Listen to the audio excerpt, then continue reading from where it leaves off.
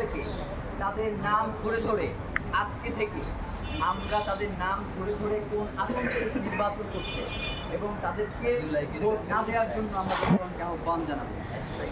ঋণ খেলাপির ব্যাপারে এই মুহূর্তে বাংলাদেশের বিভিন্ন রাজনৈতিক দলগুলো তারা কি করছে, তারা ঋণ খেলাপিদেরকে মনোনয়ন দিচ্ছে।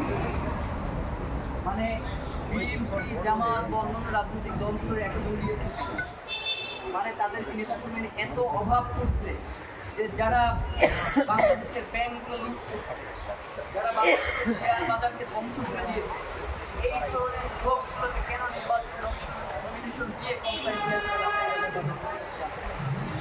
ভাইরা, আমরা ইনকিলাব মঞ্চের পক্ষ থেকে অন্যকে জানাতে করেছি কোন কোন দলের কোন কোন আসনের কোন কোন প্রার্থীর নামে অভিযোগ। আমরা আপনাদের মাধ্যমে সেই আসনের প্রার্থীগুলো আপনাদের জানাতে চাই।